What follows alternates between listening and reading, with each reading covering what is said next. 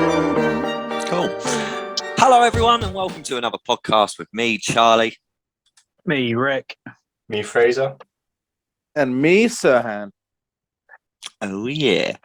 Oh, You missed out. You missed out on doing it. You've done it every time. We're here today talking about Marvel. It's about time. I think we need a good old Marvel chat. I mean, it's a long one. it's gonna be a big old chat. So my first question for you is, first of all, I'm going to call it the rise and fall of Marvel, because I think we can all agree that since Endgame, there's been a little bit of a decline in quality. But I'm going to start it off by giving the big question of, what is your favorite MCU movie? Ooh, I feel like it's changed a couple of times. Like it's flipped and flopped back and forwards. And also, if you have you guys like watched the whole like MCU, like I guess up to Endgame, have you watched it through again since? Yeah. Yes. Yeah, that kind of makes a difference, right? Watching them through again, whether you did it chronologically or not. Yeah. Because for a long time it was the Winter Soldier, Captain America, Winter Soldier. Mm-hmm. But when Civil War came out, that was big. Mm-hmm. Yeah. So yeah, it's really tough. But even Infinity War, it's like the shock factor of Infinity War is something else. Yeah. It's really tough. I wish the audience could see your face, Fraser. I've never seen you struggle so much. Like I saw really your eyes. There's so many films. Film? Like how many actual films are there? Like from Iron Man up to flipping Endgame. I think up to Endgame it was 21, I believe. I think so. I probably should have made a note of that. But yeah, I think it was around that amount. At the minute, I think they're approaching the 30s. Apparently, at the moment, it's 32. I don't know, up to Endgame. Oh, they've gone past the 30s. I think Endgame was either 21 or 22. If you... Yeah. I think in the 20s sounds kind of about right. Somewhere in the 20s up to Endgame from Iron Man. Yeah. There's been quite a few. Rick, give it a stab. I'm asking you what your favorite ones are now, because I think after this chat, it's going to change. Oh, really? Because you're going to remember so many things that it's going to change your mind to remind you of how amazing another one was, and you're going to flick between them. But go on, Rick, give us your best. I mean, Civil War was another big one that I really, really loved. Obviously, because the whole Iron Man versus Cap, and obviously, I'm obviously an Iron Man guy, but I was not expecting that film. I wasn't expecting Civil War to like change my view on the whole thing, and that was just a really, really well written story and the way they done it.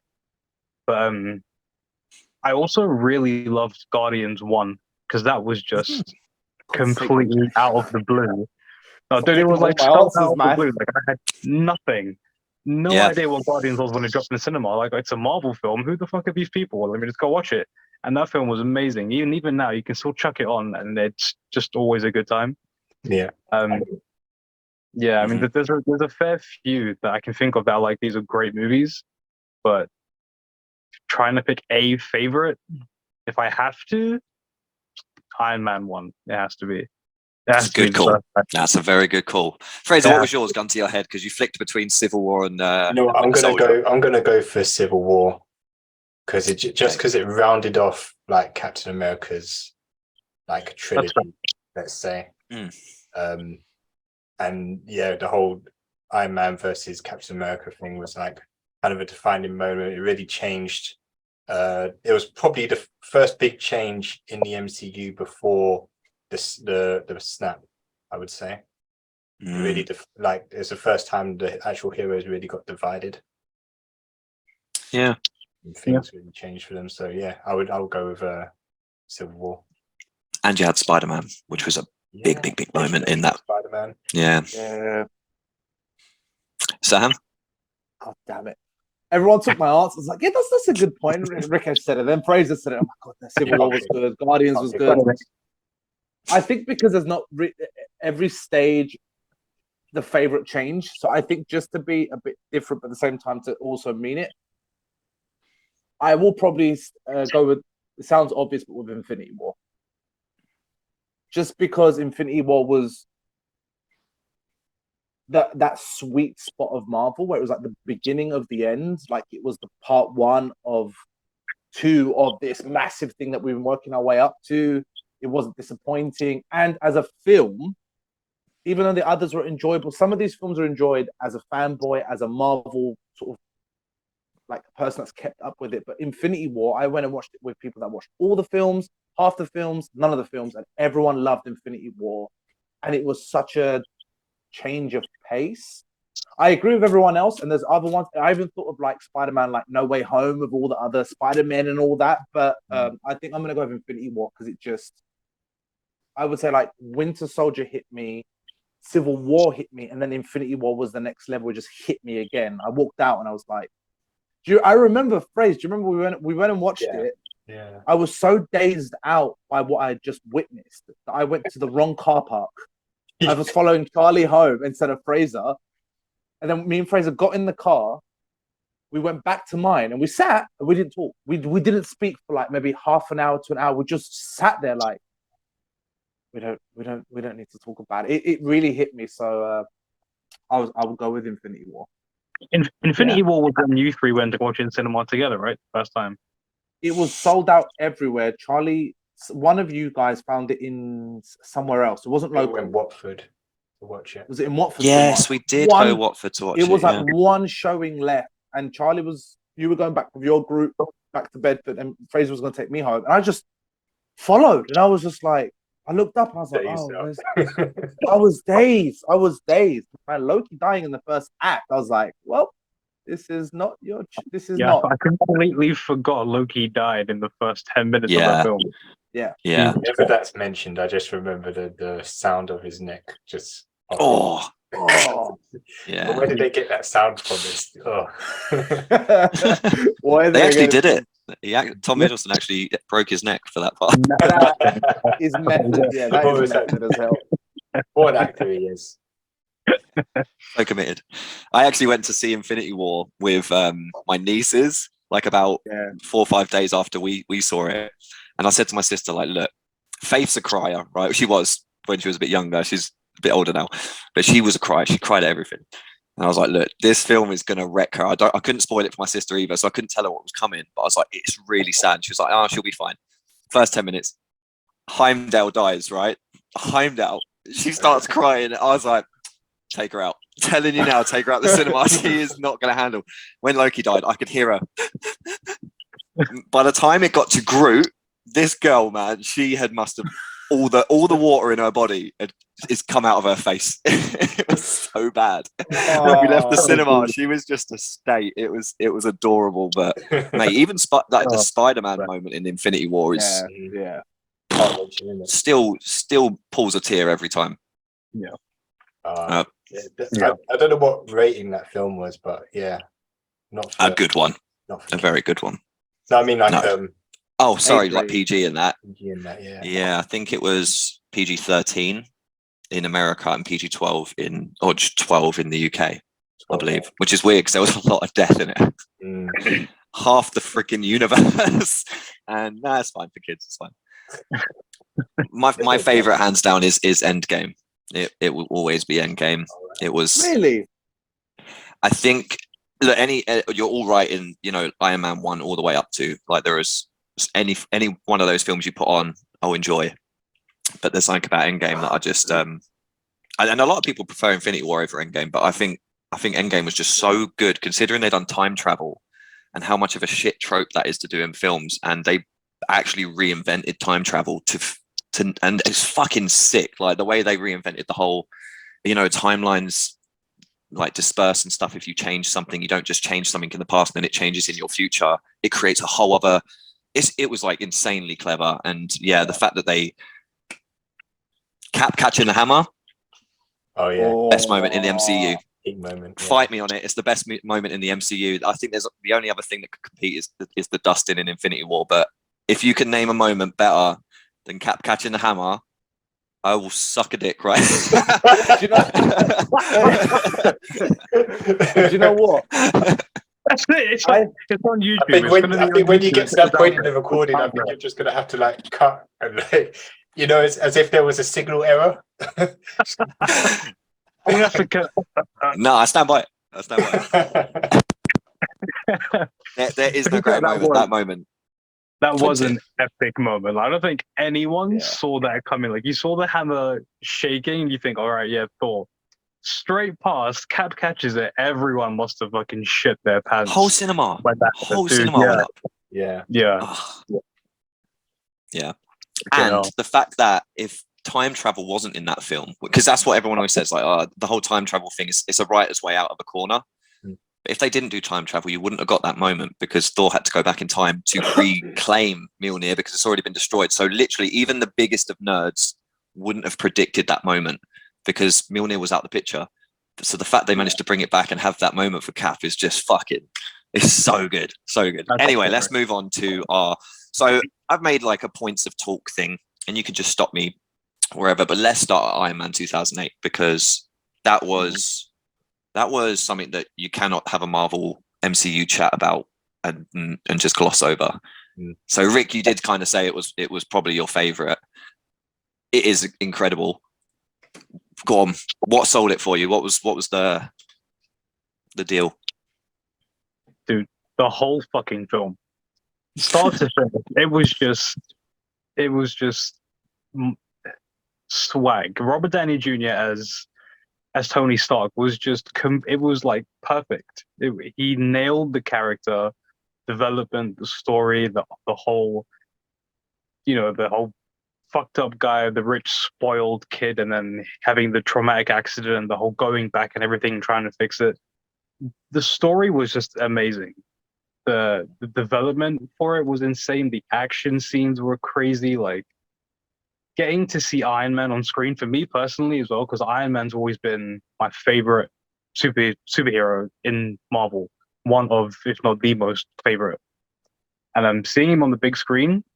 That was just like, that's it. I'm done. It was like seeing Spider-Man for the first time. Sam Raimi Spider-Man stuff for the first time on cinema. I was like, that's fucking Spider-Man. It's crazy seeing him do this shit. And I think even watching it now, it's like a big nostalgia kind of thing. It's like, this is where, 11 years of Marvel MCU movies spawned from this movie. And it's just, yeah, man, it's just a good time. It's just a very, very, very good time. Yeah. I think Robert Downey Jr. definitely makes Tony Stark. 100%. Yeah, 100%. I'm pretty sure the comic book version of Iron Man was not doing well at all at the time. No. But he's Marvel started with, as they would call it at the time, their B-listers, because all their A roster was sold on to other, Sony's and Fox and Paramount. So this was their B team. And the stuff that I always listen to and watch, I'm sure we all have, like, the comic book Iron Man had like very small remnants of like RDJ's take on it.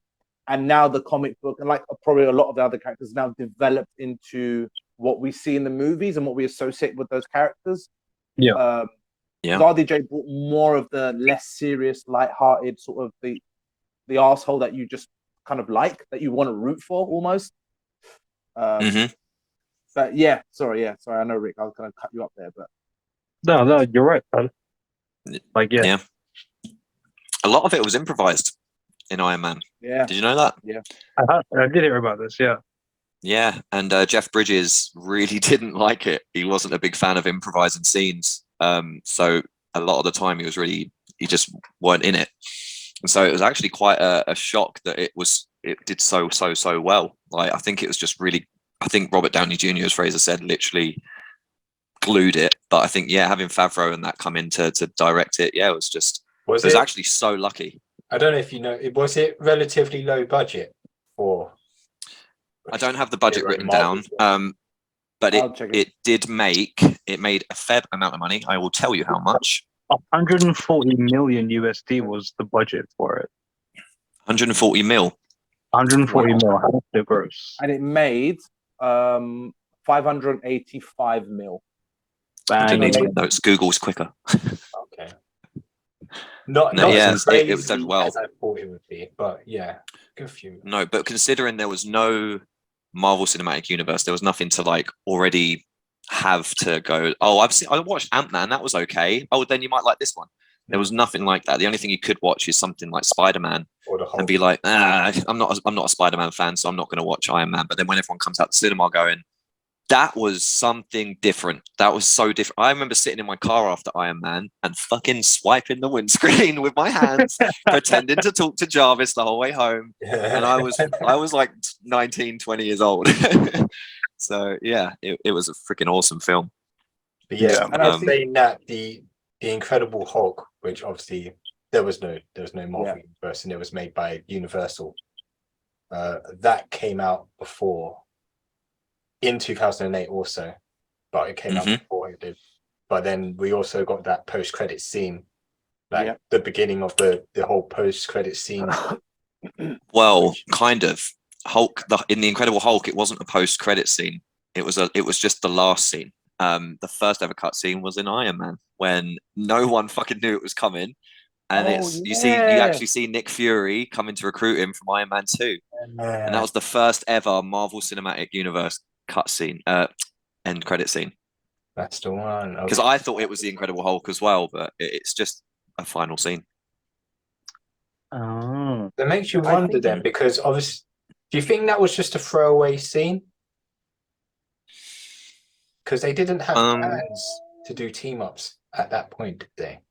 Unless they did. They kind of did, yeah. So they planned from the get-go with when they made the Incredible Hulk, they kind of was just putting their toe in the water to kind of see if it's really successful. Maybe we can try this, building this universe. And they came up with the whole idea of having the Avengers mostly when they got about halfway through filming Iron Man and thinking this is going to be pretty good. That's when they were like, let's get RDJ in to the end of the Incredible Hulk, and then if it does well, we can be like, yeah, get them together. But because it didn't do so well, they were like, okay, let's just we'll pretend that didn't happen in RDJ's films. We'll just, kind of sidestep it. But okay. Yeah, they did want to cast Mark Ruffalo. He was first choice for the Incredible Hulk in the original 2008 version, but he weren't famous enough, so they went with Edward Norton. And he was a pain in the ass. Apparently, apparently so. I don't think he was. I think he said, obviously from his side, he was like, I wanted to take in a different direction. The sort of Jekyll and Hyde sort of exploration, talking about him trying to commit suicide, like in the film as Bruce Banner. And I don't think that vision and that style would have fit into the MCU that they have now. Yeah, not like definitely not now, no. But this was all pre-MCU, right? Edward Norton, Incredible Hulk was it the same year as Iron Man 1 or before that? Same year. Same year. Because this would have been pre-MCU before they had the standards for what we know MCU to be now. So it could have fit, but I thought the whole reason Edward Norton kind of got shoved off Hulk was because he was getting pissy because there wasn't enough Edward Norton in the film as Bruce Banner. It was more CGI Hulk. I thought that's why he was getting pissed off, and they booted him. I could be wrong. That was one of the many reasons. There was quite a few, but the main reason being that he wanted to help, he wanted to help make the film, and they were like, no, if we've got a vision, we've got a story, it's okay to improvise when we say it's okay to improvise, but he wanted to help write, he wanted to help shoot, and he just wanted to be too involved, and they were like, go away, but yeah. Just to touch back on Iron Man, I know we've spoken about it as a film, and we've spoken a bit on the improvisation and how it's constructed and the writing and direction style, but I think it's also, and it may sound obvious, it set the blueprint for, I would say, a lot of the ingredients, the tone and direction and style of the Marvel films as well. Every film kind of took that seed and developed upon it. I know other films brought in new layers or even slightly new types of genre, or really kind of worked more with the comedy side or the drama side, but it really kind of went, okay, this formula, the Marvel formula, is a bit more working now, and now we can just developed from this point. It wasn't like every Marvel film was so dramatically different. They had a string of characteristics that just followed through. And I would say Iron Man was just like the tone setter from day one, as much as well as the perfection of it in a way, or like their best Mhm. working copy of it. Yeah, It's their like- standard. it's like- It was it's like- straight up there. It's like what they say. I think literally it was lightning in a bottle. I don't think they knew it was going to be as big as it was. Mm. I think as the CGI started coming in, the Whoa. expectations started getting higher, and it was like, oh Yeah. shit, this looks really good. I think because CG was such a pain back then. You know, it was 2002 introduced what the Matrix Reloaded, which was like a groundbreaking, you know, kind of CG. And then so for the next couple of years, it was the uncanny valley is what they call it. Of there was like if you had a face, it was very easy to tell that it was CG, and it was getting over that little barrier. But obviously, because Iron Man isn't a CG character, he's got just CG armor. Getting things that reflect light and stuff like that isn't that hard to do. So what they could do was so much more than what they could do with someone like the Hulk, because the Hulk is a full CG person, so they have to animate a face, then muscles flexing and stuff like that. And it gave them both the payoff from Iron Man to then invest more in CG, so that when they did start introducing these characters, they looked absolutely incredible. Like no pun included on the Hulk. Yeah, Iron Man set that status. Let's move on to the introduction of Thor and Cap. And at this point, when these films came out, how much into the MCU were you guys? It was to the point of like you start getting your own little tier list, right? And Captain America definitely wasn't high on there. Yeah. And yeah, Yeah. it was okay, but I don't think Mhm. I watched it like again straight away. You know, probably just went back to because Iron Man 2 then came out around the same time as well, so that just blew them out of the water. But Mhm. yeah, definitely into it. I think I was into it since Sam Raimi's Spider-Man and the X-Men films. Yeah. Even the old Fantastic Four films. So I was there for it all, man. Whatever they had to pump out, even if it was crap. Even the original Hulk film, I was watched that. What with Eric Bana? Eric Bana. Oh gosh, the saturation on that film is diabolical. Strange. There is nothing that green has ever existed. You're so green. You look like a WWE character that you've edited. That comic book style framing as well was like really froze you. But they tried it. It didn't work out great again. So I think it's for a franchise to survive in the comic book world or whatever world they're going to try and go in. You need the failures to inform the next person of what didn't work. Because if they had none of that, they might have said, Iron Man, let's do a comic book style or a page flipping or let's do transitions like that. Like the failures still inform the success sort of thing. So I kind of see what you guys are saying. But to touch on Charlie's original question, I think I was like exactly as Fraser said, like, oh, the Hulk, oh, X-Men. I think I was an enthusiastic young viewer of these films. I wouldn't have called it what it is now, like the sort of cult, sort of like, oh, I can't miss this, or I'm going to miss something out. It was more like, oh, it's out. I'm a kid. I want to go watch it. But I didn't have any.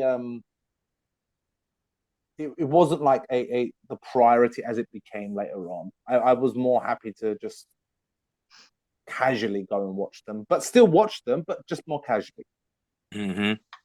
Yeah, spoilers and stuff weren't as big of an issue.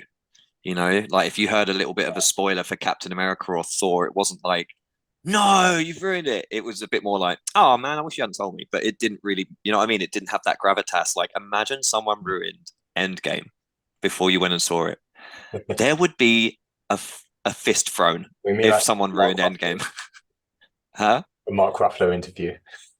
Oh my god! Did you think when he had his phone on in the freaking film for Thor? It was on a Instagram live. Oh gosh, him and Tom Holland, terrible. So the Avengers, obviously in 2012. This is it. Did you know that they were coming to this? They were going to form the Avengers. You know, at what point was you like, they're going to come together?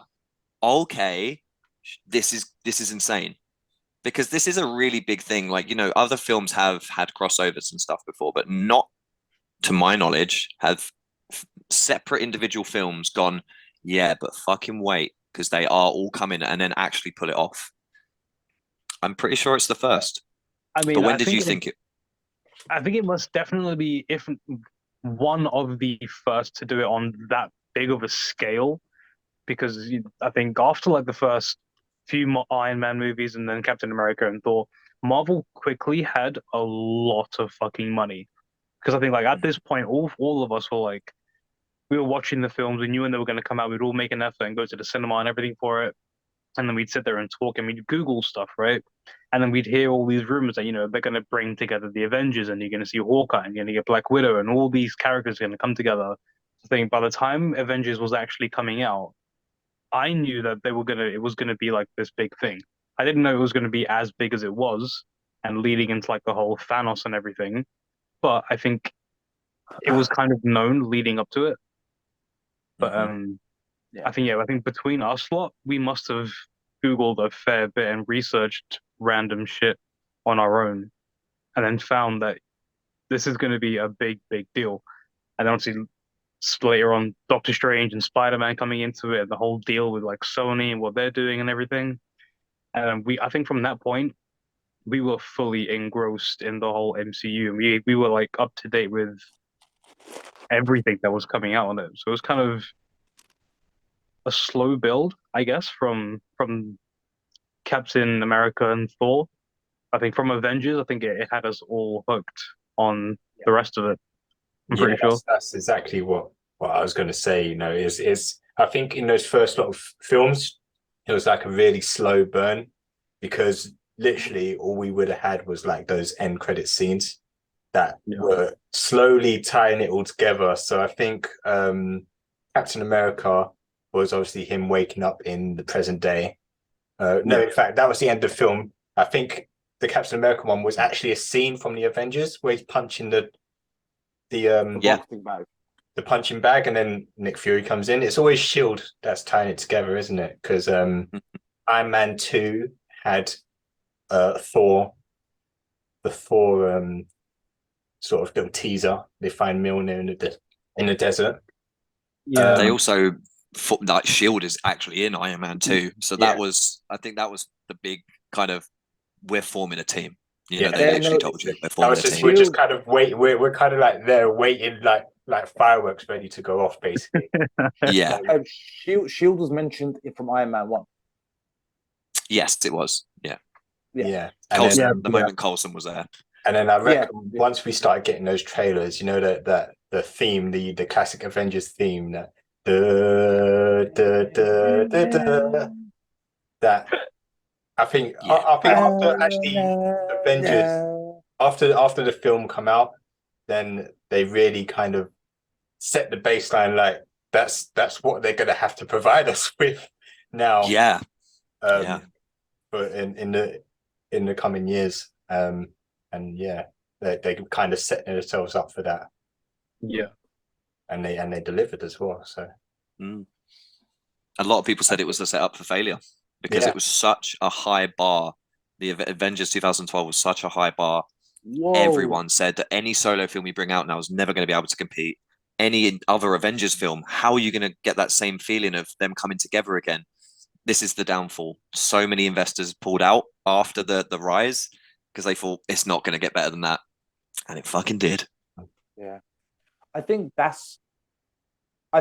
like as everyone said, like I had the thread that this team up will happen, and we've been teasing other franchises, not as big, but you know, in other little areas. But I didn't expect them to pull it off, not the way that they did. You know, it kind of gave you that kid sensation, and I remember watching it with you guys and getting really excited. And I think from Avengers onwards, that's when I felt that sort of little hook, because it was like a new drug for pop culture of it worked and it's what we wanted to see properly done. And I think from Avengers onwards, I was fully on board. And just to touch on it, because other films was a little bit less. The Avengers budget was just 220 million, which is not a lot for its day, but it 70 made mil more than the first Iron Man. first Iron Man film, right? And then that Iron Man made 500 million. Still a lot of money, but 500, it's almost 600 million. This first Avengers made 1.5 billion. Ooh. Yeah, Now, it was a big changer. yeah, and I think I understand Charlie in the sense of everyone saying, well, this was your rise. This is 2011. No one's ever done it. This is the rise. You're going to have your decline now. Mhm. And they might have had a little odd hits and misses, but it was still always an incline. Let's talk about the hits and misses, because after the Avengers, I think everyone was in that state of, are they going to be able to top that? And I'm not putting these in chronological order, but I'm pretty sure it was Winter Soldier and then Avengers 2, right? Pretty sure they were come out around the same time. Oh, and Thor 2. Yeah, you're right. Yeah, Dark World or whatever it was called. Thor was not great. Thor 2 was That's the thing, absolute the dog next- shit. I can't, even now, I can't watch it. It was bad. See, the thing is, I don't mind. I don't know if we'll need to watch Thor, because the next two films after Avengers was Iron Man 3 and then Thor: The Dark World. And I was like, overall, I enjoyed to see them, but the little twists and turns was not to my liking. Thor: Dark World wasn't bad; it was forgettable. And I think the Winter Soldier is an important staple in that moment for Phase 2, because it kind of introduced something new, reinvented a character to the point where I thought I love Captain America, and it brought faith back, a strong grounding into the franchise, and that to be followed up with Guardians, and then get to Age of Ultron. That second half of that phase was strong, but Iron Man 3 and Thor: Dark World, I don't feel the need to watch them.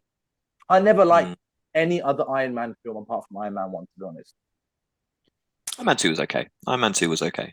But not as good as Iron Man 1. I agree. No. I like Iron Man 2 a lot. It was okay. It wasn't the best. I can still watch it and be like, yeah, that was a good film. I won't have it as good as time as watching Iron Man 1. But Iron Man 3, I think when I left the cinema, I remember thinking, yeah, okay, yeah, I like the film, but because I was like so hyped up in the fact it was Iron Man, I think after like a little while of thinking about it and like just debating on it, I was like, you know what, that wasn't a great film. The more you kind of think about it and you see all the little plot holes that you miss in the moment. But yeah, Iron Man 1 is top tier. 2 and 3, yeah, they're okay. Well, 3 shit. 2 is okay. I know. Do you know a lot of people really enjoyed Iron Man 3, which is really, it's still a very popular film. I think it did super well at box office as well. But this again, I think the CG elements of Iron Man will trick you, because every Iron Man film they brought out a new gimmick of some sort, of each individual plate coming to him and stuff. I think that was the third one, wasn't it? When every plate could come individually. So like there was always something different that every Iron Man film brought, and I think that was kind of how they tricked you into believing it was a really good film. Yeah. When you come out the cinema and then you're like, hang on, was it? I really didn't like Guy Pearce in it, and I love Guy Pearce. Yeah. I think the studio recognized that people enjoyed the presence of these characters than the storyline, and that's why they went, right, RDJ still in it, the gimmicks of the suit still in it, but we're going to pepper it throughout the rest of the MCU, then give it dedicated film time. And that's what saved it. Because I think, again, I enjoyed a little bit of the character arc. I enjoyed seeing, as always, RDJ as Tony Stark and Iron Man. But the narrative, villains, I didn't care. I just didn't. So I think the studio did respond. I think maybe what lost it, Iron Man 1 and 2 was directed by Jon Favreau. Iron Man 3 was directed by someone else called Shane Black. Yes, Shane Black, yeah. Yeah.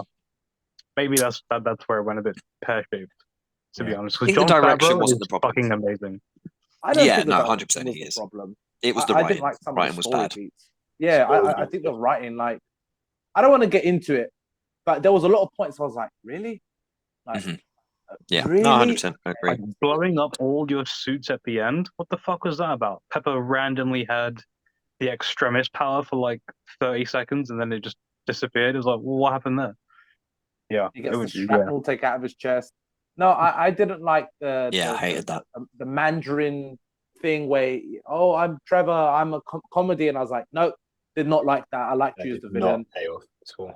No, it Not in didn't. my mind. Some people didn't mind it, and then the bit that got me, that solidified that film was, I remember the moment that Pepper dies. Pepper drops out of his hands and falls into the fire, and I was like, fuck, this guy's lost the love of his life.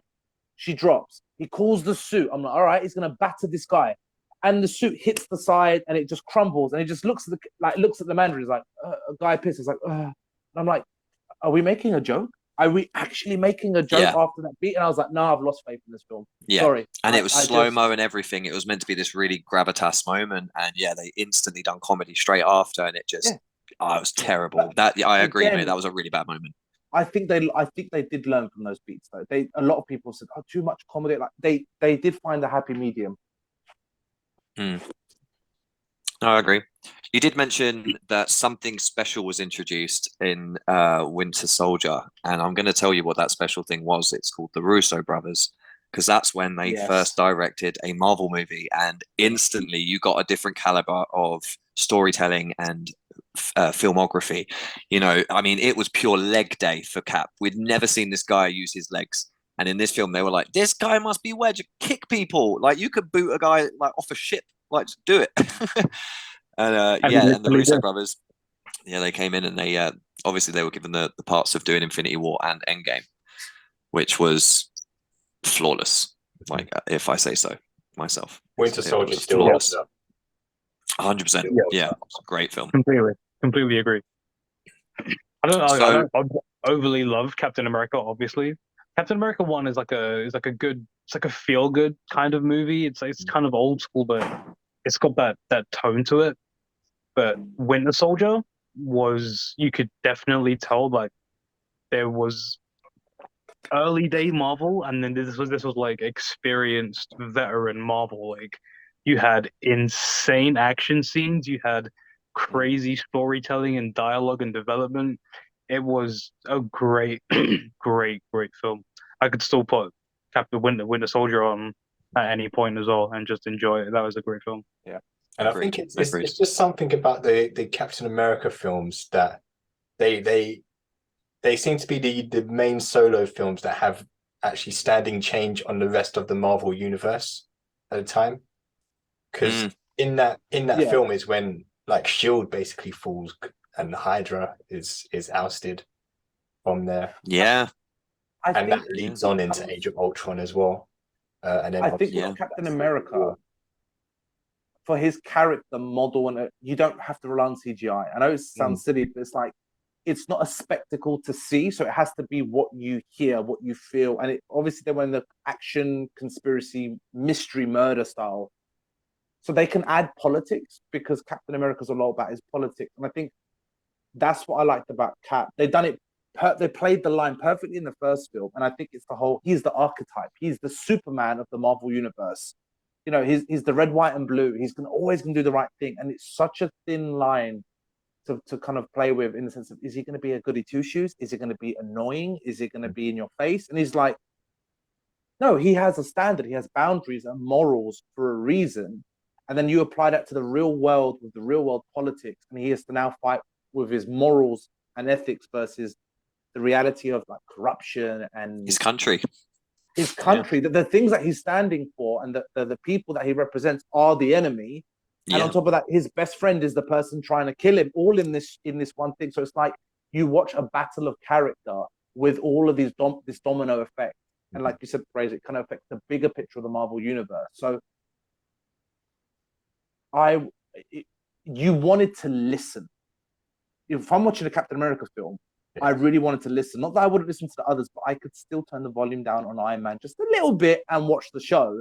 With Captain America, I'm like, I need to listen. I need to know what's being said.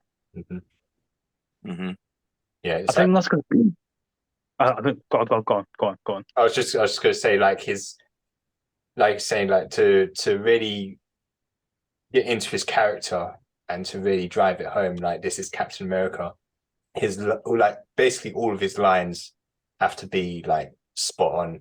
And I always come back to like one of the end scenes in Winter Soldier when he's finished fighting with Bucky, and he's laying there on the floor, and he's like he'll let Bucky like just beat him up, and he's like, I'm with you to the end of the line, and that's what stops him. Like basically, he didn't have to overpower him. He basically talked him out of it by sticking to his morals. Yeah, it's a really good point. Yeah, and that was a wicked moment. Yeah, A really, really cool moment. Yeah, I forgot about that, to be fair, until you just said it, and it's made me smile. Because Cap is, as you said, he's all about every word that comes out of his mouth has to be perfect. Because if he says something that's contradictory or, rubs someone the wrong way, all of a sudden he's not perfect. And Chris Evans and the writing behind him has done really well at making him like a really perfect, like good-hearted person. Yeah. Which is why he can lift the fucking hammer. and we got the proper Captain America scene with him pulling the helicopter back down. Like in terms of brutal strength, you're like, that was fucking mad. Yeah. Oh shit! Don't mess with this guy. But yeah, man, I know I love that film. I love that. If anyone was into a style of genre like that, and we're like, I'm not really into Marvel, there's only like a select few films I would show them to introduce them into this world, and Winter Soldier is one of those films I would show. Yeah, that is a good one. I mean, after Winter Soldier comes Civil War, around roughly. It's not in the same, not in identical chronological order, but 2 years after. Shortly after, that's kind of the next step of what happens from Winter Soldier. It's the next payoff of the third part of Captain America. Which, I mean, when you compare Captain America 1 to 2 and 3, it's actually insane about the quality difference because, as you've all been saying, like Winter Soldier was top tier, but then Civil War was the third part. They are two incredible films. Then you got Captain America 1, which is such a... That's all right. That's okay. Shout out as well to Age of Ultron. Yeah. I was going to say, That peppered Civil War. Yeah, okay. I did kind of skip over Avengers and Guardians a little bit because I'm worried about time. But Age of Ultron wasn't my favorite. But that's one of those films where a lot of people say that, and I'm one of those people. I'm like, I had a good time. I was absolutely okay in that film. I had no objections. It wasn't the strongest, but I had no problem with it. I had a better time watching it the second time. Like a while after, I didn't go back to watch it again, like for a long time. But when I watched it the second time, I had a better appreciation for it. Let's say. Yeah. But I think calling your film Age of Ultron, trying to compare it not only to the first Avengers film, but also to as an enemy, as Ultron being an enemy, and trying to think of him as sort of being the next step because it's got to be a worse situation that they're in this time, right? And just thinking, well, that wasn't actually too bad. It wasn't that bad. It wasn't an age. I remember watching the film and like the story didn't have me too much, but I found it more of like it was visually amazing to watch than being like story-wise entertained. Like seeing the whole fucking city float up and shit, and you're like, this is insane. Like the whole army of Ultron drones and everything, like visually, I was in. It was like, this looks incredible. But same as you, like, it's not my favorite big film, like big phase of the Marvel films. It's I can kind of take it or leave it. But visually, they definitely did step it up. But yeah, story-wise, it wasn't incredible. Like you get Scarlet Witch in it. Not Scarlet Witch. Scarlet Witch. She first gets introduced and everything, and you see her powers and everything, which is kind of cool. And she comes an okay-ish kind of character, a bit overpowered. But it's not anything amazing. They threw away Quicksilver. Yeah, that was also annoying. Why? Why did they bother? I think Age of Ultron, looking back, was an amazing accumulation or compilation of moments because it gave us like Hulk versus Iron Man. Loved seeing that. It gave us the Vision. It gave us the moment of people trying to pick up Thor's hammer and Cap kind of sneaking in and that leading to Endgame. And it also gave us, like you said, like Scarlet Witch, and then even something like Vision picking up the hammer. Like, I think he needed it because of those moments. And even I liked Ultron, his voice. But yeah, the narrative wasn't so strong, but I think the beats was necessary to carry on. Yeah. I agree. I agree. Should we have an ad break, guys? Because it is on our final 10 minutes and I don't want it to just cut off again. Yeah, good shout. Right. It's an Oh, ad break. Ad We'll see you for after the break. first time. It's an ad break. Please come on in. Very nice to meet you, Mr.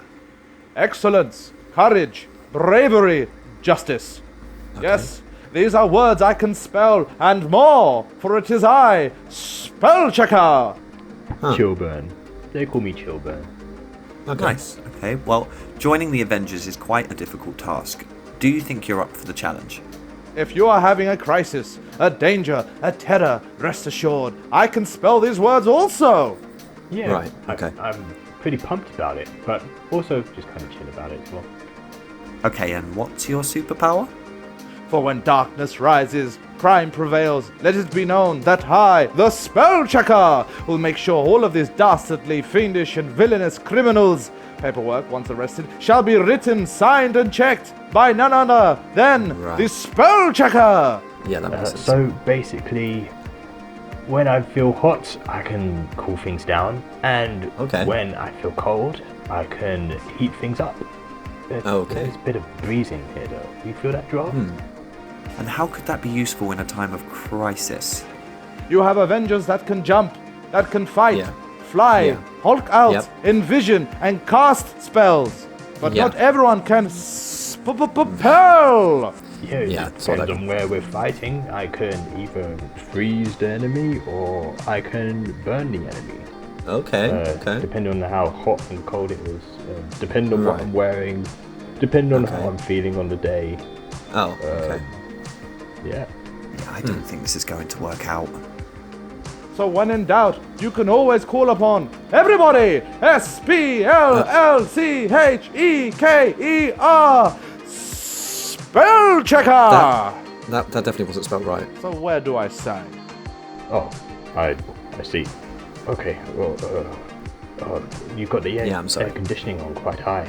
Do you think you could quickly turn it down a bit? Oh, wait, what's happening? Uh-oh. No.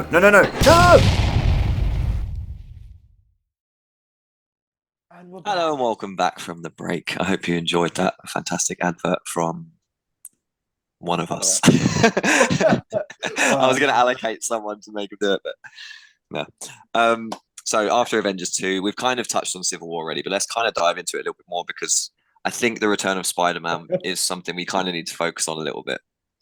Oh. It was, for me, that was the moment in MCU that I was like, I can get this shit tattooed on me. I'm ready. You know, this is, I mean, I didn't, but I would have if I had money. It, it was so fucking overwhelming, and they done it so well to bring in Spider-Man. What did you guys? What was your peak experience for Spider-Man, and when did you find out he was going to be in Civil War and stuff?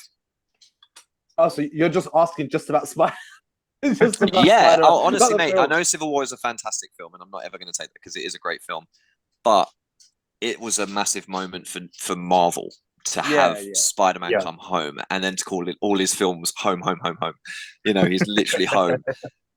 It's such a I don't think anyone else is ever going to get to experience something like that where it's like, oh, they don't own him yet. You know, it's like, no, he's back. He's fucking home. Yeah, go I on. remember, What like, was? I remember like leading up to it, there was all this talk of like, because obviously, because we were like doing our research on the side before the film's getting hyped up for it and everything. And we remember hearing about all the deals between Sony and is he going to come back and is he not? And the random little leaks of seeing Tom Holland on the set with the suit on and everything. And everyone's like, oh my God, is he going to be there or not? And I remember watching the film, and then it was that scene where it's Tony and what's her name? Scarlett Johansson's character, Black Widow. Black Widow. And yeah, they're talking in the thing, and she's like, yeah, you know, I've got an idea, but I don't think you're gonna like it. You know, my guy's upstairs. Where's yours? And Tony just smiles, and I'm like, what is this? And you cut to like New York, and it's like, oh, it's fucking Spider-Man. And I remember just getting so fucking excited at the fact that, oh my god, you're actually gonna get to see Spider-Man for the first time. And you see him like that panning shot, he's walking through the halls and everything. Oh man, yeah, that is 10 out of 10 good feels right there. Because I think we were getting to a point where obviously Marvel is set now, like they're established, their universe is established. So we're thinking, we're starting to realize this whole situation to do with the rights to their characters and things like that. And so obviously Spider-Man comes up. We've already had the Sam Raimi films. We've already had it rebooted again and not do so well. So I think it was definitely a massive moment to get Spider-Man joining everybody else who's been introduced. And I think I was kind of held in reserves. I still rooting for Tobey Maguire. He's kind of like my Peter Parker, to be honest. Yeah, that's fair. That's fair. He's obviously not going to be pulled back for that. But was Spider-Man dropped in a trailer or in the film? I forget. He was in the trailer. He was in the trailer, yeah. Yeah. See, like, I remember being excited, obviously didn't have the thing, and it's the same thing with the whole, like, because we kept watching these films together. At this point, this became our ritual to go watch these films together. And I remember when it came to, in Age of Ultron, when it came to Hulk versus Iron Man, I remember Rikesh punching me on the arm from excitement. I'll never forget that feeling because my arm was killing me during the film. And it was the same with this. It's exactly the same experience because obviously I was the person next to Rikesh, poor thing. And Tony just gives that smile and he just, poof, the city, and he just sees the word Queens. And I just remember Rikesh going, I just smack him on the arm. I'm like, I get it. Okay, I get it. And then you see him, and I was like, this is one of those few times, and like Frazer, I love, Tobey Maguire came out, loved him. He was the OG. Then Andrew Garfield came out, loved him. But it was all of its time, but it was sort of that moment of, oh, this is a good Peter Parker, a good Spider-Man in a good film. Obviously, he wasn't the main guy, and I was like, this is a really nice balance. I was still unsure, like Frazer, like, let's see what's going to happen. But face value, I was like, good balance, well done. Because it was just, I think the biggest thing that I remember being around the time, the biggest joke was like, they remember them asking the cast of, well, Spider-Man, big character, worldwide. How do you feel like he's being played by a British actor? That basically played Billy Elliot, and everyone was like, oh my God, I can't believe it. Obviously, they were joking. But he nailed it. I get that guy must have so much fucking pressure on him. And he nailed it. Yeah, he has a really good accent, and his quips, I think, because I always kind of said that Tobey Maguire wasn't my favorite Peter Parker, but he was a great Spider-Man. And then I think Andrew Garfield, I did enjoy his Peter Parker, but his quips weren't as light as fun. Yeah, Tom Holland had perfect balance of both. He was very, very, very well cast Spider-Man, and the second British one as well, because Andrew Garfield's also British. Yeah. So then you kind of got you started getting I think Ant-Man came out before Civil War because he was in Civil War as well. But then you had like Ant-Man 2, Doctor Strange. You kind of got into that territory. Don't have to dive too much into them, but I think we can kind of collectively agree they were like B-rate movies. Yeah, they were. Yeah. They filled a purpose, they were. It's kind of their first time branching away from the main Avengers, right? And starting to expand to their Avengers roster. Because they're all Avengers, right? All these superheroes. So they give them their due. I wasn't overwhelmed by them when they came out, but they tried to do their own thing. The thing about Doctor Strange, though, I feel like he spends the whole film getting his ass handed to him. It's not very. I like that though. He was not the Sorcerer Supreme yet. He needed to have his. I did not want it to get in there and be like, I am the one. I didn't want it to be a Neo moment. But I wanted one good thing. Like at the end, he had one plan and it happened to work. It was a weird plan as well. That was the one thing he had. It Like was it didn't really matter. The timing of the film was like by the time he got to Kamatage, by the time he got there and started training, like there wasn't a clear kind of indication like he's been there for however long. He was just like he's a newbie, and then the scene cuts and it's like he's been there for a couple of months, a couple of years. Like you have no idea, and he just gets to know all this shit, and it's like, well, what is going on? Where are we? The pacing of it was a bit weird. But I feel like the Ant-Man movies, the Doctor Strange kind of movies, all those, it just felt like Marvel had made enough money at that point where they're starting to make whole entire movies or franchises based off of the supporting characters just to add to the main event kind of thing. That's what it felt like. Yeah. Like they were Yeah. so I feel like it kind of went from the MCU world to MCU universe. And the way I see from Iron Man 1, even up to Endgame, is like, it's like reading a good book. You can't have the best bit in the beginning, the best bit in the middle, and the best bit at the end be the whole story. You need that build up and ups and downs, and you need to turn a page. So I feel like these films were good. They were justified. They were needed in some capacity to introduce, and as Rikesh said, to kind of develop on Marvel to kind of say, to flex a little bit, to say we can do it out of something you didn't ask for. And I think that's the big thing. But they're page turners. You don't remember it, but it was there to get you to the next thing.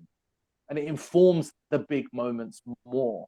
Because for me, Ant-Man, I didn't mind it too much. Doctor Strange was just what I imagined it's like to be on acid. And then it was like the next big thing was Spider-Man.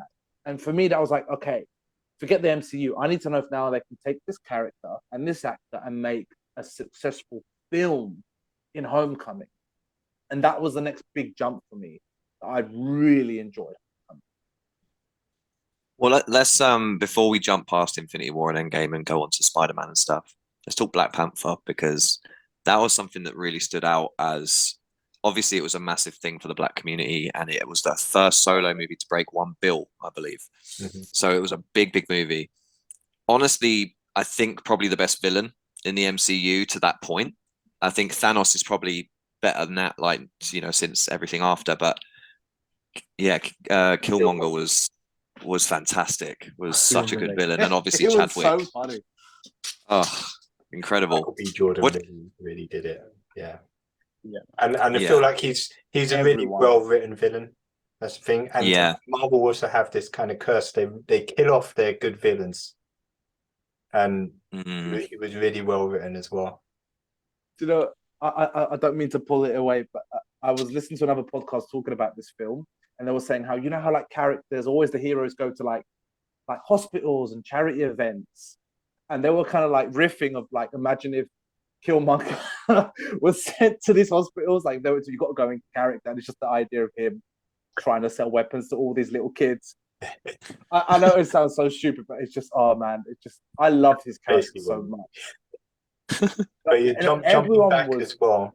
Just jumping back to Civil War, because obviously that was when Black Panther was introduced as well. Oh, of course, yeah, Oh it my was. God. You're right. Yeah, I think that he was like a great addition to that film as well, because he was just another powerhouse. Like that whole scene where he was going after Bucky, he's pretty much unstoppable. Like super soldiers got nothing on Black Panther apparently. Yeah. They just had to.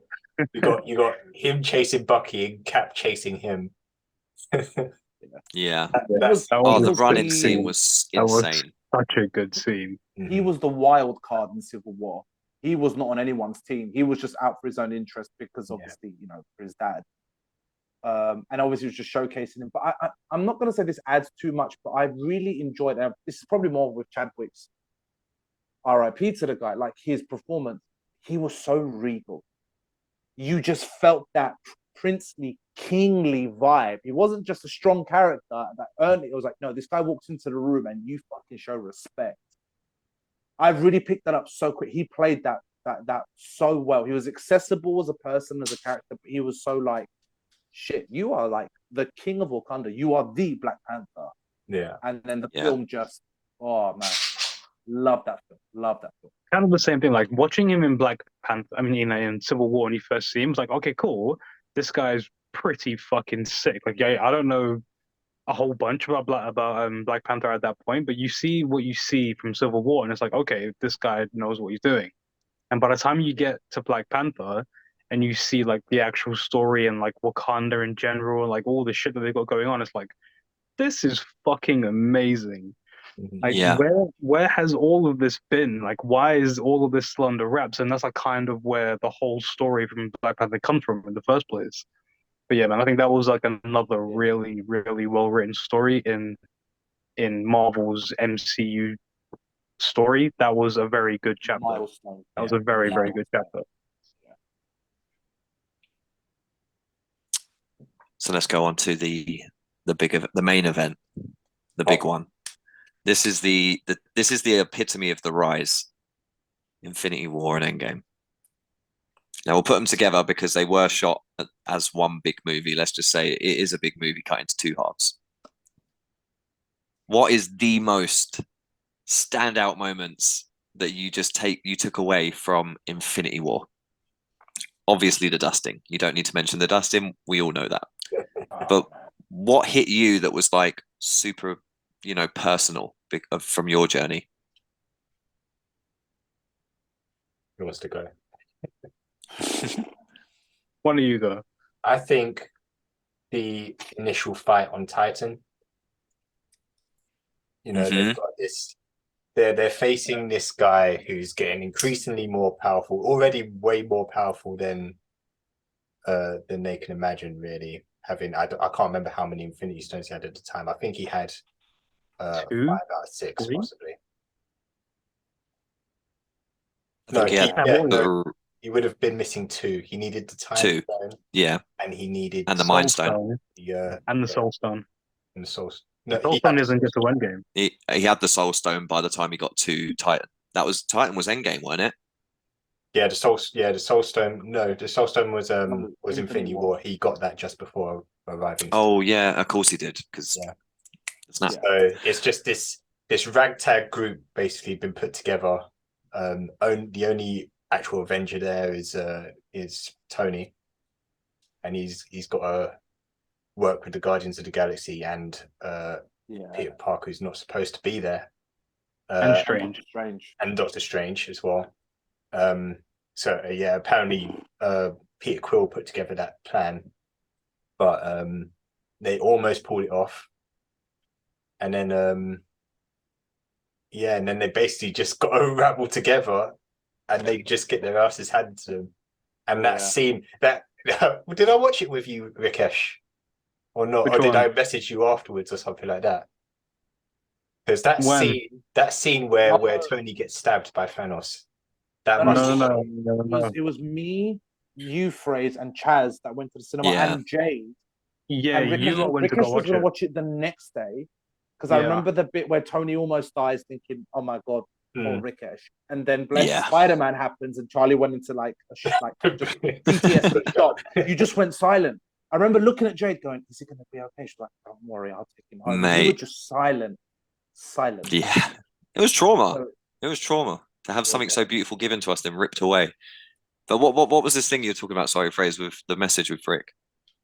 I feel like after that scene, maybe I'm thinking of Civil War because Tony lost to Cap, basically. But I do remember thinking of Rikesh in that scene when Tony got stabbed, because I wasn't sure if he was going to make it. But I think that scene for me is a big takeaway. Yeah, I think that's one of my biggest takeaways from the whole film. Obviously, like, you got the snap and the dusting and everything, but before all of that, seeing them fight Thanos for the first time, and then everyone kind of gets like bodied off one by one, and it's just Thanos and Tony, and you're watching it like, what the fuck is gonna happen now? When he first got stabbed, my heart dropped. I was like, dude, do not kill Iron Man. Don't do it. Obviously, he kind of healed himself and everything. You're like, okay, cool. That was a close call. I think that close call had me paranoid for Endgame. Because before it ever came out, I was convinced. They were going to kill Tony. And I was saying it for months before the film came out. Like, it started with Tony. They're gonna end it with Tony,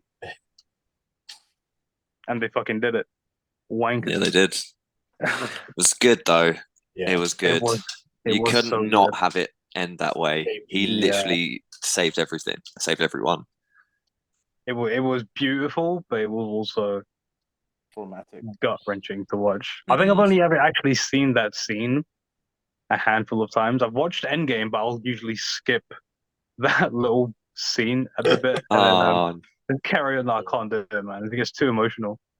It gets too emotional. Does the movie end for you after he snaps his fingers? He goes, "I am Iron Man." And then, Yeah, turn it off. Okay, yeah, he's Iron Man. Everyone knows. All right, good job, guys. Well done. Post-credit scene done. Let's go. Oh man. Yeah, You no, know what? that's one of the standouts for me for Infinity War. I think there's so much. I think it's. I have a strong moment that I stuck with me. I was just thinking about it, but I think it's always the little beats of you've watched these people win against the odds. It's the typical superhero story, but it's like it starts off like you said with Heimdall dying, Loki's dying, Hulk gets beaten up. You're like, okay, it's been like 20 minutes, and I've already had a plethora of going against what I expected, and then it carries on, and even from people, forget even Dustin, which was each scene was emotional. Even like the choice with Hawkeye and Black Widow. Okay, wow, all of that. But I think the mini love story in between all of this was obviously between Wanda and Vision, and him basically kind of you start to do that sort of, and you do this even before the film comes out of, oh, Thanos is going to get the stones. Well, one of the stones is in Vision's head. So what does that mean? Is he going to die? And then the fact, I think it's that moment where Wanda has to basically kill Vision. And that's bad enough. And then he just turns, and even I knew it was going to happen. I was like, he has the Time Stone. And then he does it anyway and just rips it out. It's like, you had to kill someone, look them in the eye, and then forget that, it was for nothing. You had to make that choice, live that infinity. It was for nothing. He rips it out and you've lost anyway. And I think that, and obviously it leads on to a beautiful WandaVision and her grief. But that's one of the main, of all the heartbreaks, one of the main ones, because I was like, oh man, this is love that they're breaking. Oh man, I forgot that happened. Like, she fully just killed him for literally no reason. No reason. He just stood and watched. I was like, yeah, okay, cool, do it. I'm gonna bring him back anyway and kill him all over again. So do what you want. Yeah, I forgot about that, man. I get and I mean, just before that, he is literally just walking towards them, and all, like, pretty much everyone who was in that Wakanda fight, which is another thing we've kind of, the Wakanda fight is fucking insane. It's so incredibly good. Like the whole Ibombe. Oh yeah. Mate, I was ready to run at the screen. that scene where basic Captain America and Black Panther are basically racing. Yes. That run is such a small detail, but yes, Fraser, that is a detail that we need. Such a small one, but made every nerd go, oh, who's quicker? You know, we were all watching who was going to win in that fucking run. Oh, it's great. So good. Oh, and like Captain America was not holding back either in that film. Like the scene that always sticks out as well is when Thanos is walking towards, who is he? He must be walking towards Vision at that point. And Cap grabs the glove. He stops his punch and he's like, like really giving it his all. But he just gets knocked out. And Thanos stops. Don't even stop him. Yeah, really. Kind of. It was one of those moments where Thanos actually looks at him. And obviously in his mind is like, you're all just ants. But he considers him. For a moment, he's like, oh shit. And then knocks him down. Ooh. And then obviously Thor's entrance. Again, it's that same thing of, he's going to win the day. Stabs him in the chest. And then it's still, and then the snap. Nothing worked. Here's a nice little. Oh, sorry. Go on, Rick. You go first. No, go. I was just in the whole thing with Thor. But go on, carry on. No, okay. I was going to just give you a little fun fact. So when everyone's getting dusted, Groot says, "I am Groot," and dusts away while Rocket Raccoon's reaching out to him, and it was confirmed that he was saying "Dad" to Rocket. Yeah, and that was a confirmed fact. That's what he was That's what I Am Groot meant when he said it as he was getting dusted. He called Rocket Raccoon Dad. Yeah. And if that doesn't break your heart, you are you are not a fan. It absolutely destroyed me when that came out. I was like, oh no. And I think it was No. in the year gap that you had to wait. I'm just surprised they just didn't end the film with like dun dun dun dun. I don't think The whole there wasn't orchestra. No, it went silent. Yeah, there it was was silent. an end credit. Was there an end credit scene? Nope. I Yes, think there was. It was Captain Well, there Marvel. was. Captain There Marvel. was that little Yeah. buzzer. That little. Yeah. Yes, it was. You're right. I'm sorry. Yeah, You're right. Nick yeah. Fury and thingy, Maria Yeah, Hill, just and fucking up. they call Captain Marvel, which I think Captain Marvel came out.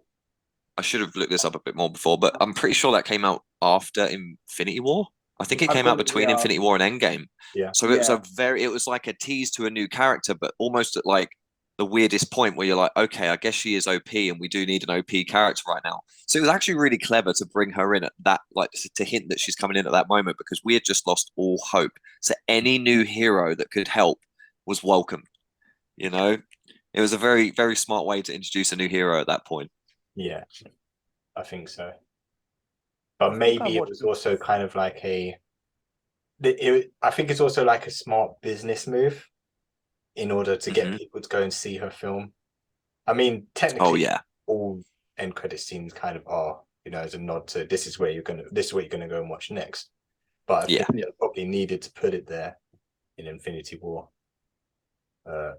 Especially. Yeah, I think that's why, I think the two films afterwards were strategically placed, as Fraser said, business-wise, narrative-wise, but also the audience needed it. So, the next film was Ant-Man and Wasp, which alleviated you from that feeling. And it's only right at the end where the dusting sort of kicks in and Ant-Man is in the quantum realm, which obviously helps Endgame kick off.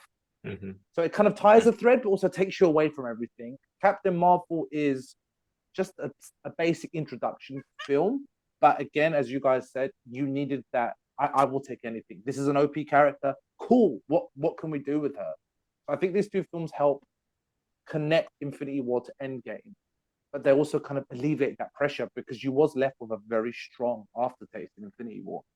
Mm-hmm. Agreed.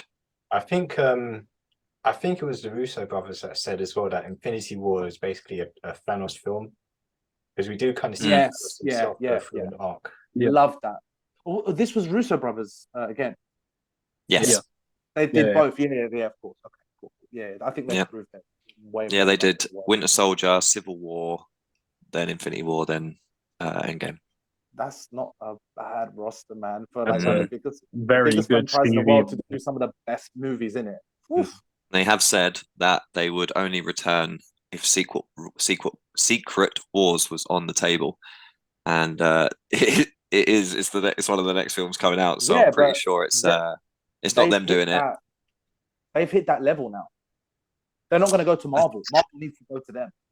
And this is where we're going to get into the downfall, because I think after Endgame, it did start to go a bit pear-shaped for Marvel, and so tying in these new characters that have been brought in and stuff that everyone was all pumped for to see in Endgame that didn't, that were teased after Endgame, like Spider-Man getting his own movies and stuff. We all looked forward to No Way Home because there was this big crossover thing, which was, the Spider-Men coming together, and we were all pretty sure that was going to happen, and it did. It wasn't the biggest surprise. We knew it was kind of coming, but it was great to be there. But then after that, it hit a bit of a shit, because not many films that have come out after, and this is my next question for you guys, because I still don't really know what one to put my finger on. But what is your favorite film that's come out after, and where would it stand in your overall rating out of 10? Hold on, are we gonna jump past the game now? We're past Endgame. Or do you want to go? Sorry, do you want to go more into Endgame, because we did do Infinity War quite. I think we kind of blended a bit of both. I know we touched on it, but even just the best moment, I know Rikesh's worst moment, but sorry, his face, bless him. But just even a little highlight, because I know it was a year apart, but Endgame to me I can't mention it without talking. Let's go into Endgame. Because it's a fucking awesome. It's my favorite. Yeah.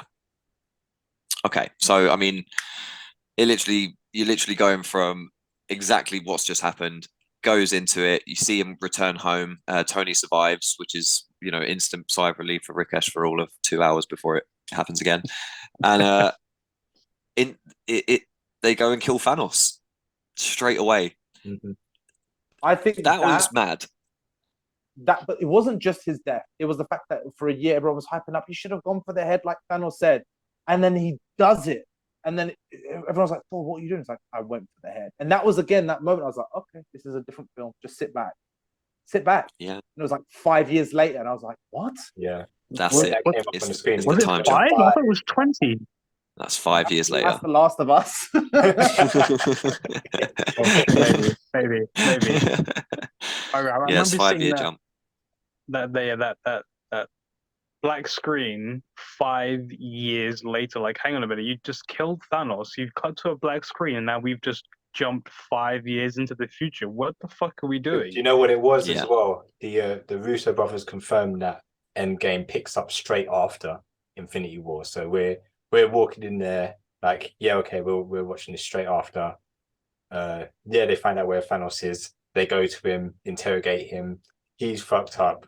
They kill him easily, and then we get that 5 years later. And it's like Yeah.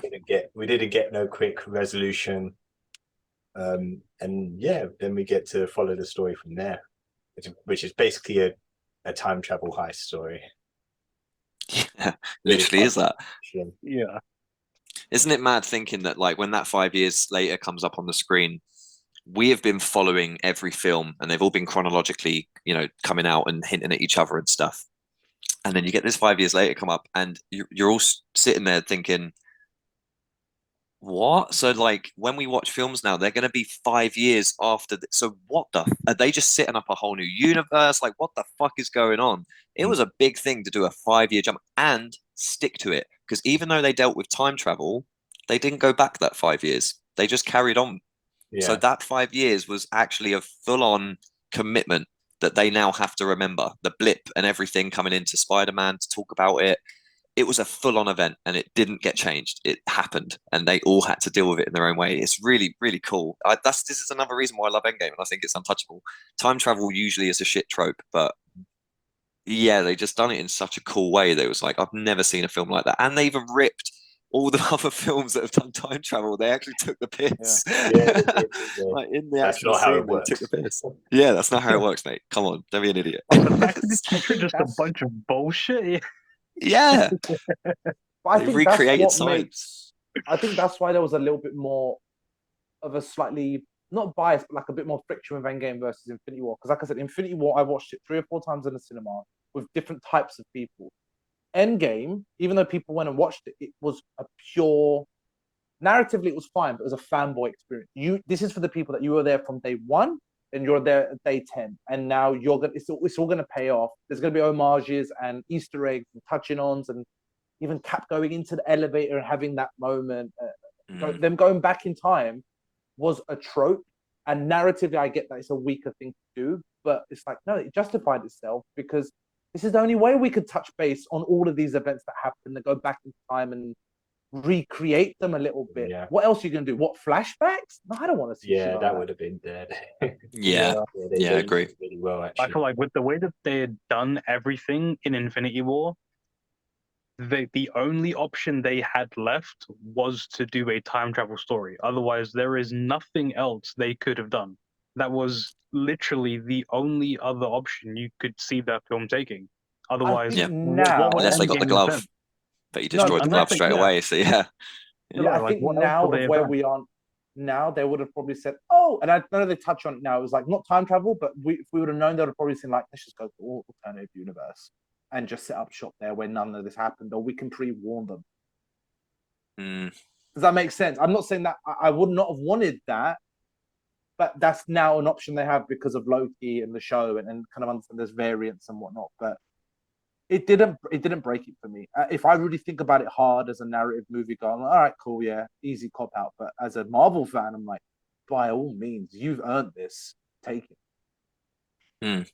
Another thing Endgame did really well was just rounding off Yes. Tony and Steve's sort of character arcs. Oh, Yes. loved it. Yes, Loved they it. did. Somehow managed to bake that into that really well. He got that dance, Fraser. He got that dance. Don't you take And it another away. thing that only time travel could bring. This is the thing. As much as time travel is one of them things, it actually ties the whole story together. The whole of Endgame is literally a time travel story that just fucking works, and that in itself defies the trope, and it just makes it an even more amazing film. I loved that film so much, guys. I have watched. I went to see it 3 or 4 times at the cinema, and since it's come out like to stream and stuff, it's just a film that I can chuck on, and I will watch the whole fucking thing, and I cannot turn it off. It can't be a film I go to sleep to. It's top tier.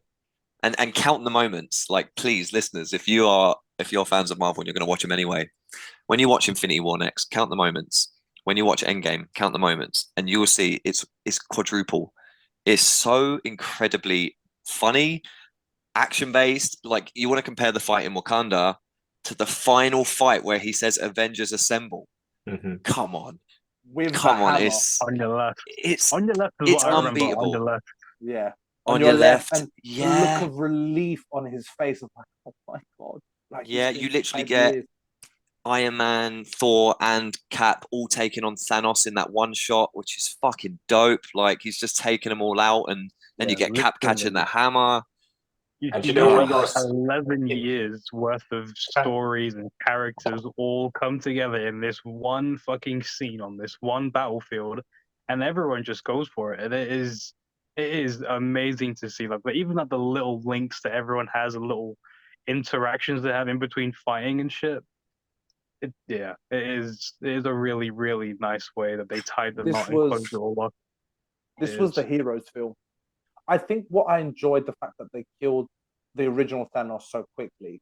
And obviously it showed that it didn't change anything. They felt powerless, so they moved on and so on and so forth. But I think it was good that I liked that they brought a younger Thanos, because he was more of like, it was more justified to make him the typical villain, more naive. He doesn't know everything yet. Whereas if they would have taken that deep, more mature, suave Thanos and then made him the typical villain, I'd be like, oh man, you've kind of desaturated it. Mhm. Whereas no, this is still Thanos, it's still the face, but this is a Thanos that doesn't know. He is more of the villain. Hungry Thanos. Yeah. He's got Yeah, all of his motivation there still, and just Yeah. Infinity Gauntlet there for him. Especially after he learns that he's already seen it in the future that he has the fucking gauntlet. It just That's spurs it. him on. Yeah, That drives it home. yeah. He sees it through thingy, doesn't he? Yeah, Nebula. That would make Nebula. you confident. I love that scene before everybody comes back, because Cap was there standing ready. He would have fought the army himself. He wouldn't have given up.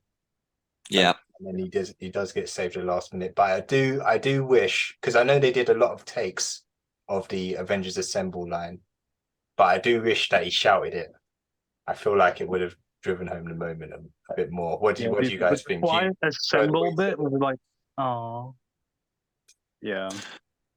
I think it was personal to Cap, Yeah. not shouting it, because it was like hope. It was almost like he was like, "This is doable," rather than a "Let's go." You know. But as you said before, everything that comes out of his mouth has to be perfect. So the fact they had to film that so many times to get the perfect Cap, I think they did make the right choice. But I don't know. I'd like to see him doing it as the other ones, the other takes, definitely. I think I take on Charlie. It was a personal journey. It wasn't the fact that he was saying it so other people could hear him. He was like, he could say it so he could hear himself say it. He's like, these people are back. I can say this. I can feel that sense of security and like conviction, but it's mine. I got to hear myself do it, and it's like, yeah, man. Yeah. It's like Tony basically kind of snapping and going, I am Iron Man. You're like, you don't need that. He's telling it. It's personal for us, the audience, Thanos, and mostly himself. And you're like, bro, do you? Great. Yeah, I hear that. So let's get into this downfall. What do you guys think caused the essential downfall of what you would call after Endgame?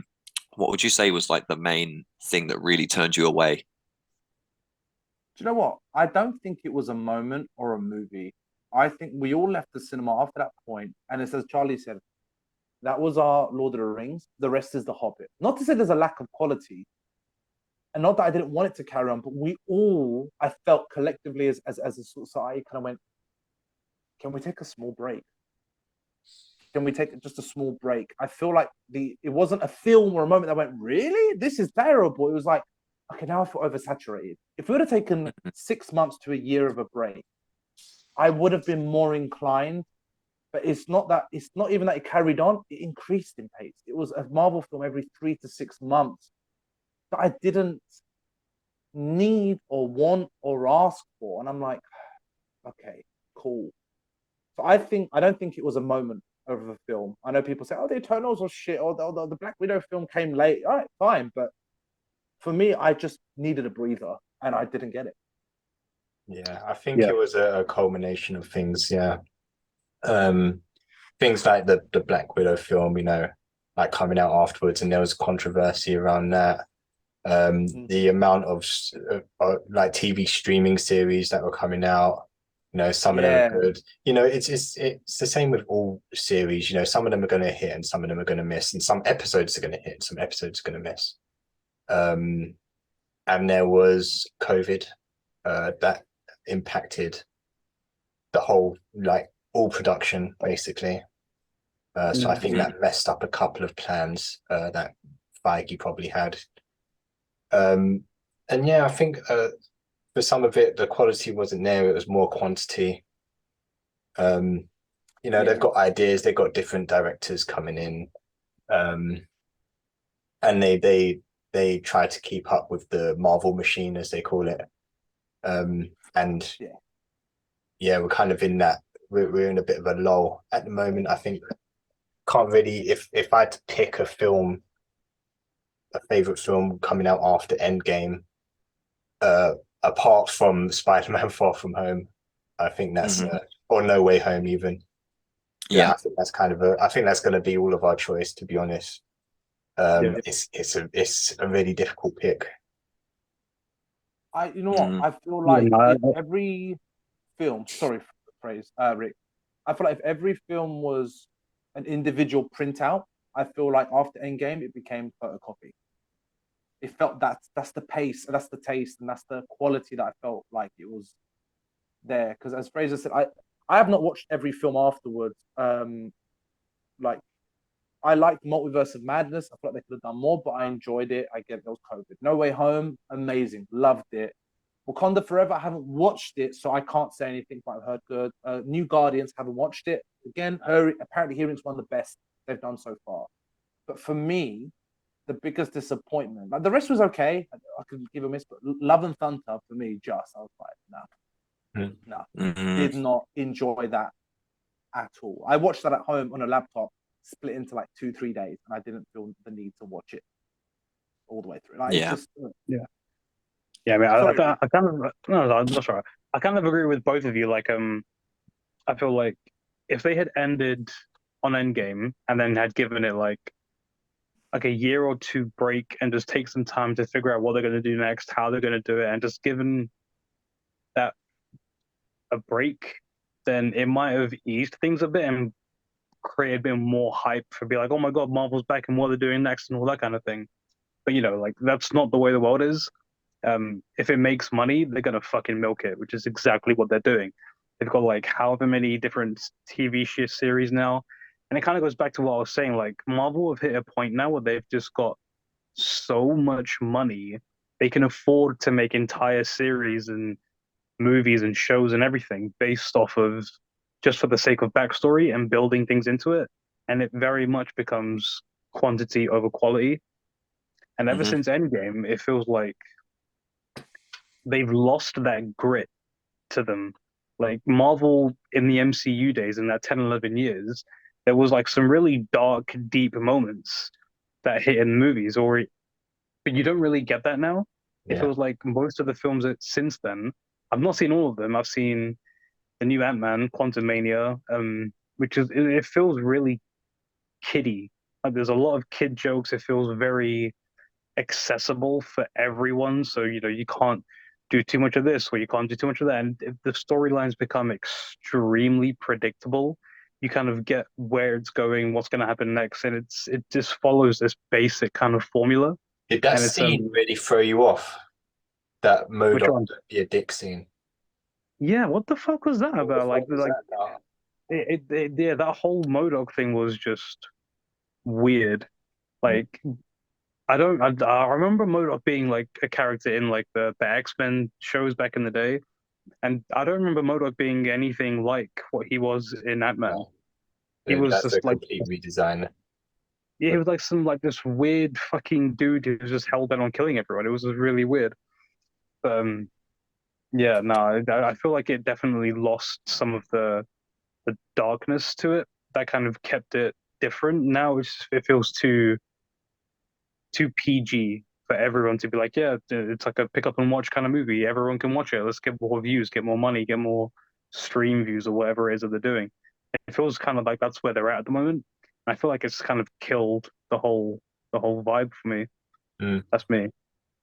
Well, I don't think you're alone, mate, because the lowest grossing MCU movie to date is Quantumania. No way. So by the time we've got to that point, and I mean, look, man, I already told you how much I love Endgame. We all know how much we love Marvel. I haven't even seen Quantumania yet. And I'm not actually that fussed. Like, I've not seen, I'll be honest, I got 10 minutes or 15 minutes into Wakanda Forever and I cried so much I've stopped it. Oh man. I think Wakanda Forever. But again, this is what I was going to kind of say is the films where the hit characters, and not that Ant-Man isn't a hit character, but this was trying to do too much and stuff, and you can tell from the trailer that it's trying to do too much. Same as Multiverse of Madness for me, that was another one that just shit all over everything that you wanted as a fan. The Illuminati coming in was like, oh my god, yes, yes, yes, yes. Ah, they've killed him. Oh, well, that's fucking stupid. Why did they do that? Why would and yeah, I think everyone is kind of agreeing with you, Rick, because it seems that no one's really turning up to the cinema anymore to watch these films. I think Disney Plus had a big quick fire, quick die kind of progression. It brought in these new shows, and I think everyone was pumped for WandaVision and Loki, and they had all these big names coming out, and everyone was super pumped. The Falcon and Winter Soldier, all these wicked things, and then I think they pretty much all did the same thing. About 4 episodes were incredible, and then it was just shit, and all of them did the same. I mean, Loki is still cool, and I'm definitely going to try out season 2. But I'm holding on by a thread, and I'm sure you guys are in a similar kind of situation where you're going to see these films because you love the superhero world. The same way you'll probably go and see a DC film, but that's it. It's no longer that MCU feeling where you go to the cinema. Because it's a time investment, right? And back in the day, it's like a no-brainer. It's like, look, when are we going to go see it? Oh, we can't go see it together. That's cool. Like, we're going to go see it anyway, and we're going to come back and we're going to talk about it. But now it's like, oh, have you seen this yet? It's like, oh no, not really into it. And it's just about whether you really want to invest your time watching this series that's not going to pay off because the last one you watched didn't really pay off, or this film that's come out that's already getting review bombed. Yeah, I think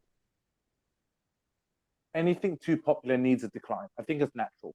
And there's always going to be more love something gets, more hate is it's going to get. And whatever your I know we're talking about our personal opinion, so this is not going to reflect everyone. Some people may have been more getting to an age where they can understand and access these movies after Endgame. Their age and their generations kicked in at that time, or their appreciation, and they might have enjoyed things differently than us. But I think, like, even especially Disney Plus, I think was a big. It was like a double-ended sword in the sense of it made things more accessible. And I did enjoy, for a very brief moment, the little hype of, I'd say, WandaVision and Loki. Everyone talking week to week. What does it mean? But on the other side, I kind of saw it and I was like, so what does this mean? Do I have to watch every show now to be a part of it? I can't just do it in the cinema. All right, cool. Maybe not. I'll see how I feel. But 9 out of 10 things happen in the show and it reflects. If you didn't watch WandaVision, Multiverse of Madness would have been, you wouldn't have understood it as much or be half as impactful. And I know people that didn't watch WandaVision. And then on top of that, I think it's taken I know they're still getting their numbers and their money, but it takes away that sensation of it being an event. You got to go to the cinema. Whereas now it comes out and I'm like, I'll wait till Disney Plus. and it takes away that hype as it should be, because it's like we have bank holidays in the UK. If we have a bank holiday every other Monday, guess what? It just becomes a Monday. It's no longer worthy of calling it a bank. So it's same with Marvel. It's like, is it the Marvel movie of that moment to watch that we need to know, or is it just another Marvel thing? Sort of how in my seat is like a little bit of how Star Wars have gone, and DC is churning it. And I don't feel, when I watch the old school films of Marvel pre Endgame, I feel sort of the director's involvement and the actor's touch, and you feel these little passion projects almost. Whereas now I feel like this is just studio. I'm just seeing the big logo, it's the broad picture, and it's got the stamp. It's the logo without any of the quality of the fashion or the cloth, if you will. Money grabs, isn't it? But I think it's, I don't want to call it natural, but it's expected, or it's not surprising at the very least. Oh, this It's like made the money. next stage, right? The expected. That's what I mean. It's gone from the world to the universe now. And now I know there's been some controversy of, you know, the actor that plays, what's the newest big bad villain? Kang. Yeah, Kang. Majors. Oh, He's there's a had bit of some, controversy around him. controversy and all that. And I don't know anything about it. All I know is he may be having to pull out of Marvel. And I'm like, well, where do they go from this? Whether some people are saying that maybe Marvel might use this excuse to minimize their stories again. But yeah, man, it's, I will jump in and out, but most likely I will be like, I can watch it. Yeah. Like for me, like No Way Home was the first film back after COVID, and it was the first film I went and watched twice in the cinema, maybe 3 times, and I loved it. Multiverse of Madness, I watched that in the cinema, and that's the last thing I watched in the cinema of Marvel.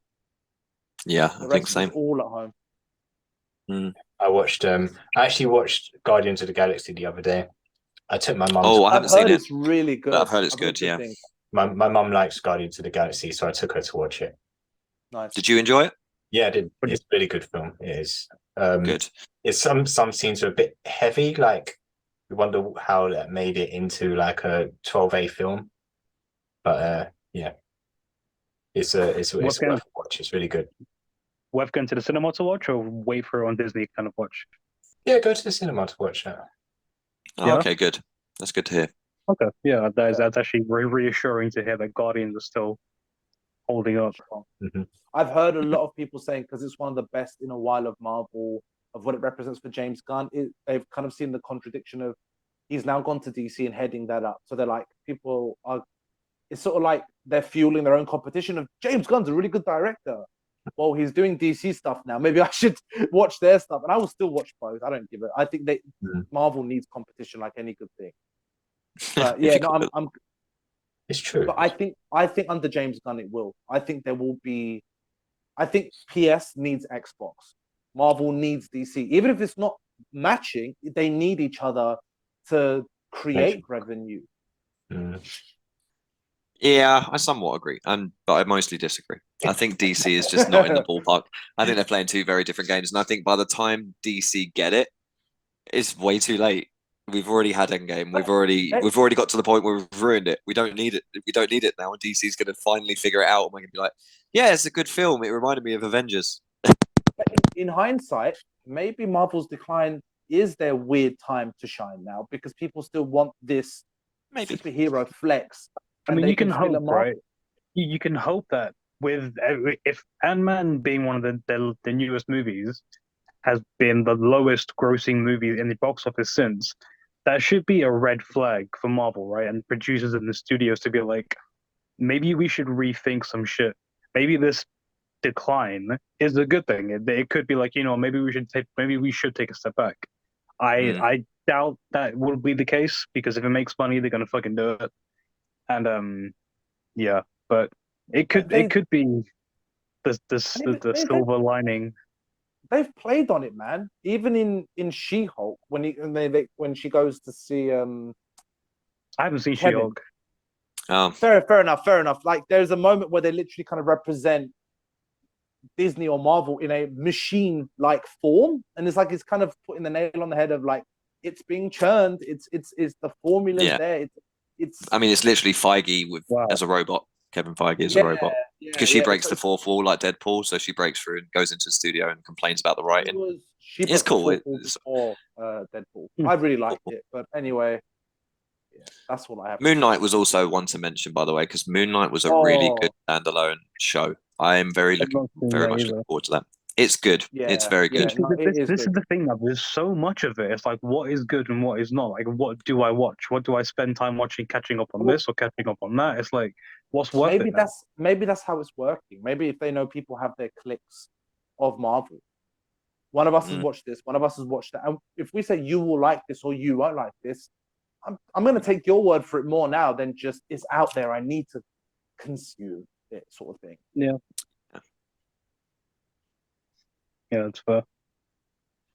Well, I mean, that was the rise and fall of Marvel, I guess. I mean, it's not all bad news. I do think that there's a small horizon that, as Rick said, if they do start going, all right, we're losing here. We're putting films out that we're putting so much money into and we're not hitting that billion mark anymore. Why?